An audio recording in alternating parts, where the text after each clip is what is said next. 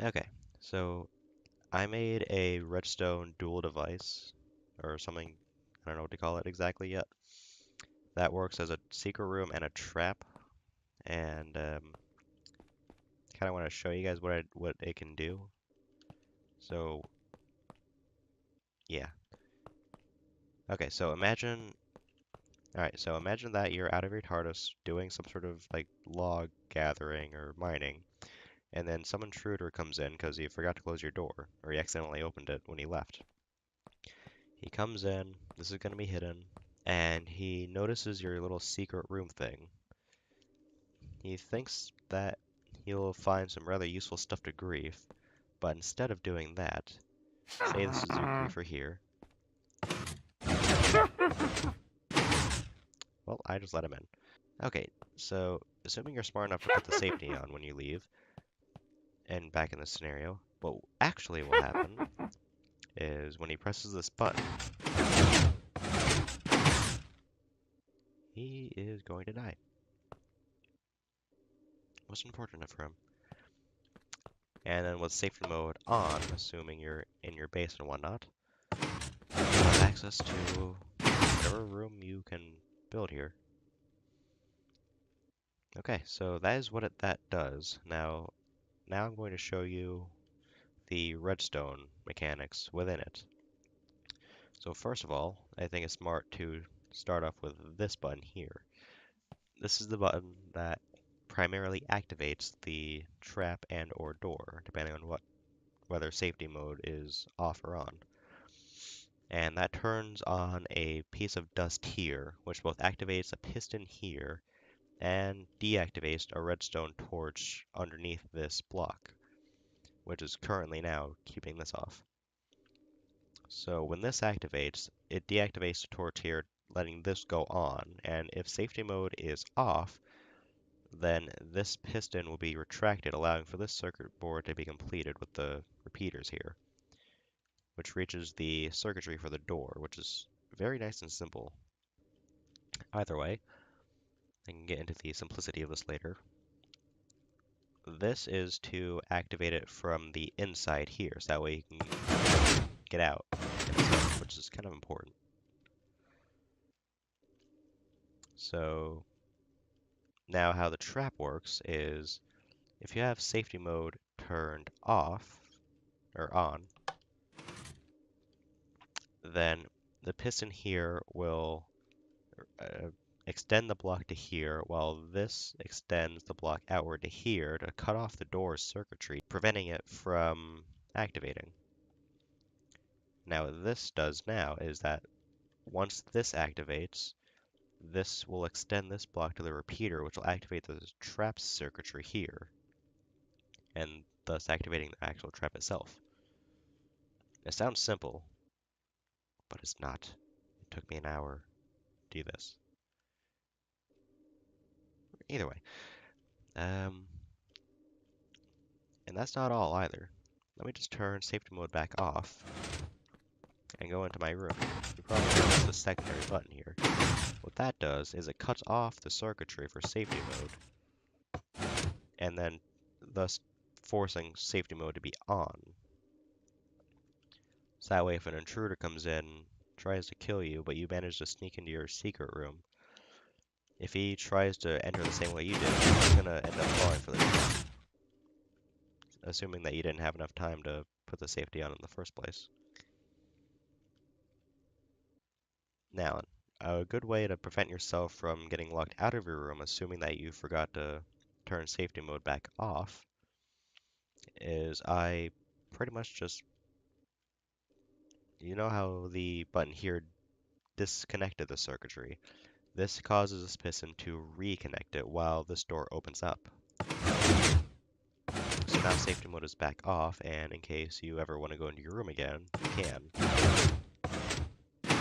Because now it's back to being dependent on this switch.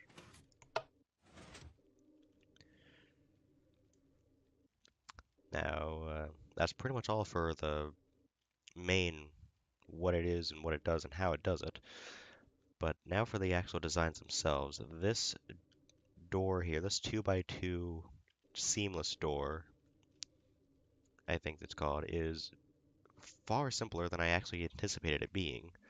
Because originally I was thinking I would have to put like redstone torch here, or redstone torch there, there, and there to activate all four of these four of the front pistons here, and then somehow deactivate them.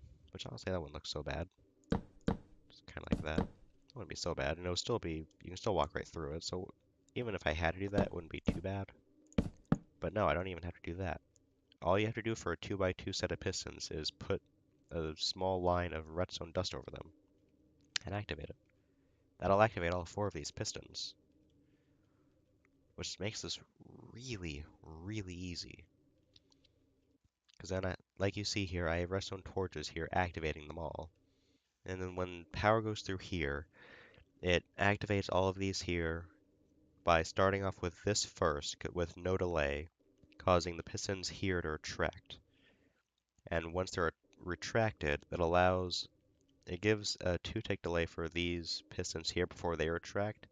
And it does that, so that way by the time these retract, these will have already been retracted, allowing it to grab both the retracted pistons and the wall. Let me show you with a lever,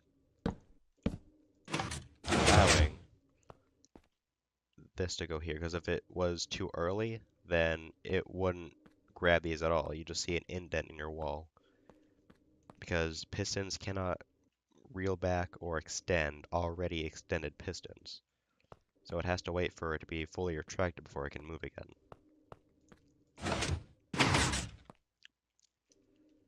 So that's how that works. As for the trap here that I made, it took a little bit to get an initial design first, and it worked quite nicely. But I wanted it to be slimmer, because I like doing that. I like slimming down redstone technologies very effectively. And I was somehow able to do that with this, which I really like to design for. I'm very proud of it. So how this works is when something activates like this here, let me switch the modes real quick. Safety mode is on. Put a lever here. Okay, so probably also put it there too. Would that be safe? Probably not. Shouldn't do that then. Probably doesn't matter either. I don't know. Either way. Okay, so it powers this here, which pushes this down, activating this, whatever. Either way, this gets powered, which it disables this, turns on this, which disables this. Now these have a massive delay for the same reason as these pistons have a delay. So that way, by the time this stops, like unpowering these will be pulled down, and these will be ready to pull them back, allowing for the trap to actually work.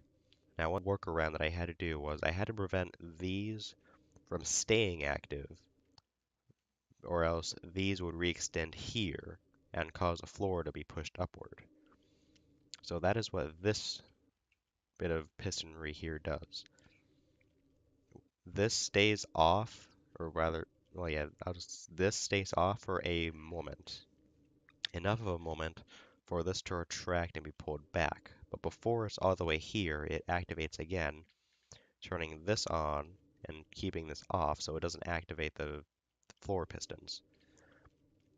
And it's a good thing that these are always active afterwards, because once this deactivates, since these are still retracted, they can be pushed right back out into the activating torches, which will then push the flooring back up.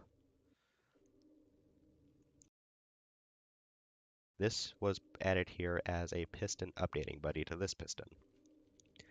I'll call it a pub for short. This piston here was staying extended despite having no real power source. Somebody sent me something, and it's called a quasi connection, I believe. And it is apparently a deliberate mechanic in the game.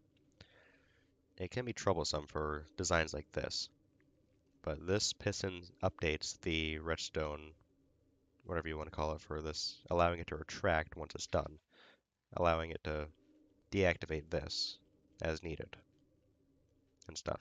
So yeah, that's pretty much everything. Um, yeah. So thanks for watching, and say goodbye to the sparrow.